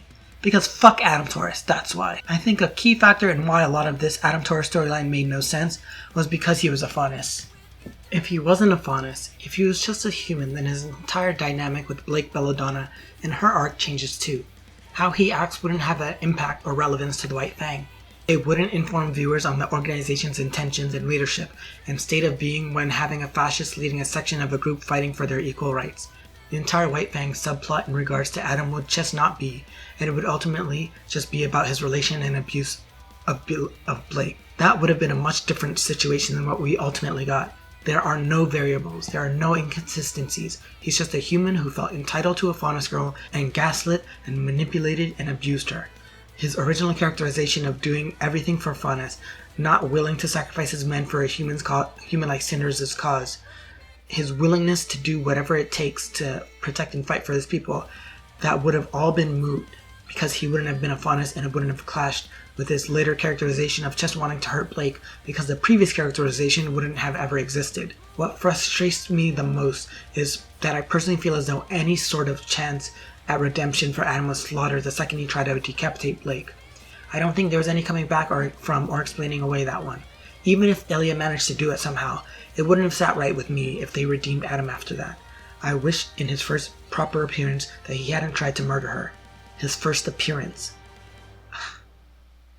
It's the inconsistency that gets me. The narrative pushing the idea that Adam Taurus is an abuser, but being inconsistent with that portrayal, and flat out contradicting said depiction at many a turn. And infinitely more frustrating is the lack of communication makes things worse trope. That is fantastic in comedy, but absolutely abhorrent for drama. Simple communication could have at least opened a dialogue between them. It's so infuriating because Blake flat out asks, "Why are you doing this?" And instead of acknowledging her question and telling her he had no choice and was forced into it, the way the narrative makes clear that he was literally forced into it, then there could have been so much potential for so many storylines, like Blake trying to free Adam from his service at the hands of Cinder, like Adam and Blake struggling to reconcile their conflicting worldviews as they try to achieve the same thing and equality for FAUNUS. How Blake's fears of what Adam became could have been absolved and understanding would have come to both of them on their situations and realizing the world isn't black and white and shades of gray exist and that they have to learn about and navigate them. But no, of course, they went with the "you hurt me by leaving me," even though it wasn't that big a deal when you actually did it. So I'm going to make this about my feelings and become a huge fuckboy. Because that's quality writing, haha. LMAO, yep. My characterization is so on point. Adam Taurus' face heel turned into an abuser feels about as prepared and intended originally as the maiden subplot. It reeks of last-minute decisions. That's the only reason that makes sense to me. The only thing that would explain his previous pre-Heroes and Monsters characterization and justify his new persona as an abuser who no longer cared about what were defining tenets of his character. Exempli grata, championing FAUNUS rights, and only hyper-focused on murdering Blake and her happiness.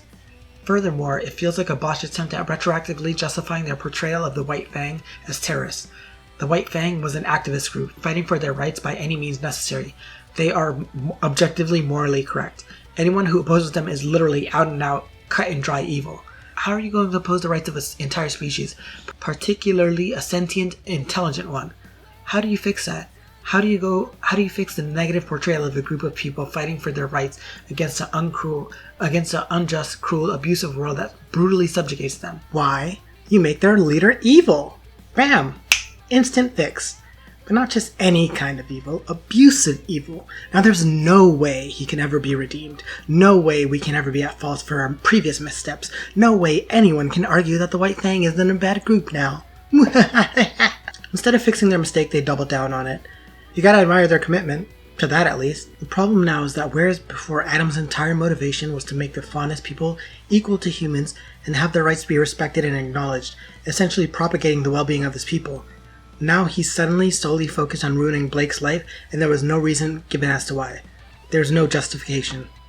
Blake's feelings on Adams were complex and he was becoming darker and more black and white in his world viewpoint, but he never sacrificed or hurt or endangered his men, and his relationship with Blake was cordial, friendly, perhaps even confidants. Neither did he opt to hunt her down and bring her back when the White Fang lieutenant offered to do so, because Adam was more focused on the plans he had with respect to the White Fang and fighting for their civil rights, and he prioritized that above Blake, no matter how much her desertion hurt him and or made him feel like he'd been betrayed. But now, suddenly, without any intervening period to justify why, he's 100% all about hurting, abusing, and torturing Blake, and ruining her life and destroying everything she loves? If he was this hellbent on ensuring she lived a miserable life, why didn't he hunt her down? Why did he let her go away instead of pursuing her? How often does a abuser let you get away instead of ensuring you stay close so that they continue to hold power over you? Adam doesn't even care about the White Fang anymore. Apparently, he only wants to cause Blake harm and kill humans. Mixed signals were sent, retcons happening, and all of Adam's previous morally gray and well-intentioned extremist characterization, little on screen time as it was, suddenly became all about Adam being a fucking abusive asshole, absolutely alright with murdering all humans for no reason, and particularly focusing on Blake's pain and misery. I mean, if they had at least been consistent with Adam's characterization as an abuser, I'd have no problems with it. If he had been 100% willing to kill Cinder and Emerald and Mercury instead of just letting them leave, that would have been conducive to the interpretation Rooster Teeth apparently wanted the viewers to have. If he had been willing to sacrifice his men instead of proving himself to, ostensibly at least, being a faunus of honor and duty and valuing the lives of his men and soldiers, something that indicated even if he was an extremist, he was well-intentioned and morally gray, instead of irrevocably diving into the darkest shades of morality, then that would have helped set the groundwork for 3x11. Or Heroes and Monsters. If he had been hell-bent on ensuring Blake didn't get away and didn't dismiss it out of hand and instead insist he had to go to Mistral because of business there, then that would have furthered the interpretation that he was dangerously obsessed with Blake. But none of that happened. He just let Cinder, Emerald, and Mercury leave. Then he vehemently dismissed the idea of using his soldiers as fodder for Cinder's human schemes. Then he was willing to passively kill humans on the train just the day after. Then he refused to go after Blake. Then he suddenly 100% not giving a shit about faunus stuff, and instead the entire purpose of his character devolves to murdering humans and obliterating humanity and do the most harm and damage he can do to Blake. What happened to the White Fang? What happened to ignoring Blake's desertion in favor for keeping things on track with his White Fang plans? Why is he acting like Cinder's endgame plan was his goal all along? What happened to Adam's character and potential? Bad writing, that's what. His characterization is a mess, and he was a missed opportunity if ever there was one to set up a character as dynamic and interesting and key to Blake's storyline and backstory, and the marginalization of faunus people and their struggles and fights for civil rights, and then to turn him into an abuser. Do you even realize how many people, particularly viewers, are going to be less sympathetic to the press party's cause because of Adam? The writers so completely and utterly butched Adam's storyline and potential in one fell swoop, and the abundantly ugly and nasty ramifications and implications of this are probably going to be glossed over in favor of fuckboy and fedora jokes. I don't have a lot against RWBY, honestly, because it's my favorite thing ever, and there are tons of things to love about it. But this is absolutely one of the worst, miserable, and abominable storylines they could have ever gone with, especially because of how horribly it was handled. If they were more competent to write about this stuff, then perhaps it wouldn't be so bad. But do I really expect much from a white dude and another white passing dude to write an allegorical parallel to racism and other oppression of minorities, as well as a story of abuse? I'm genuinely asking. I suppose it's my own fault for expecting them to deliver. I don't mean to demean them, and I understand writing isn't easy. I'm not going to pretend that if I had written the show, I'd make all the right decisions. Hindsight is 20/20, but also come on, have a little foresight. How do you expect people to take it when the leader of a civil rights group turned out to be an abuser? How do you expect people to take it when someone who has been so far morally gray becomes cartoonishly evil? How do you think people would take it when Adam devolved from a smooth, suave, badass swordsman dude with a bitchin' aesthetic and a mysterious aura about him into a Saturday morning cartoon villain, or whatever the fuck this is? How did you do this? Adam, it's over.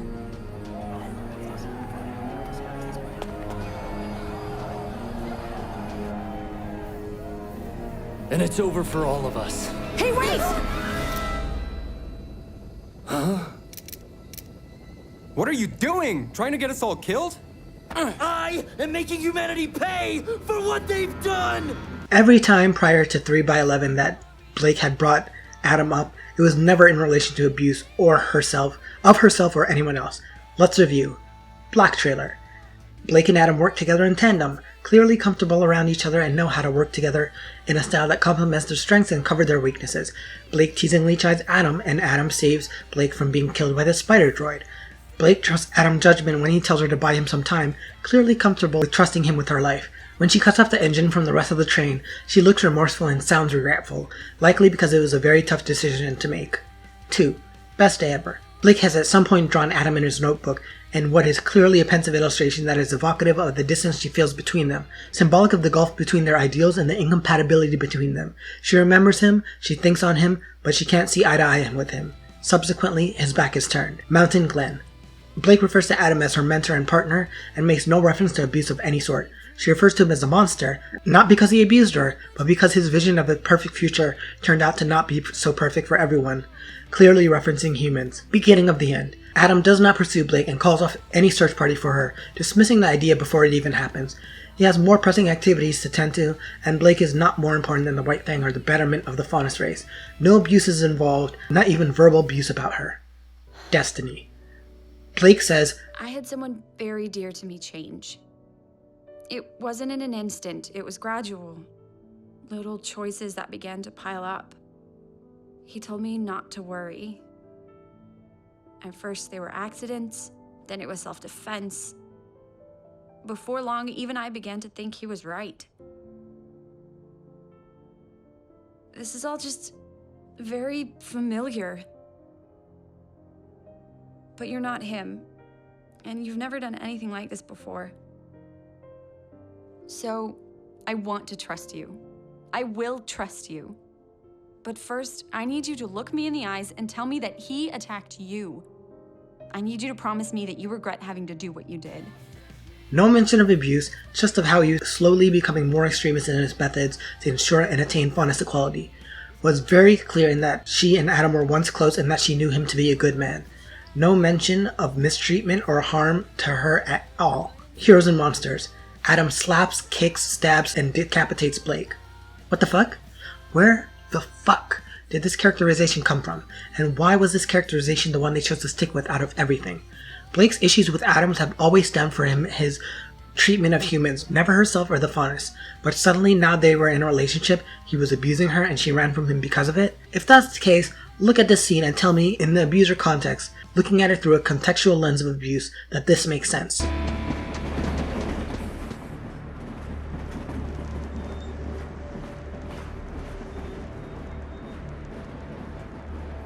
Goodbye.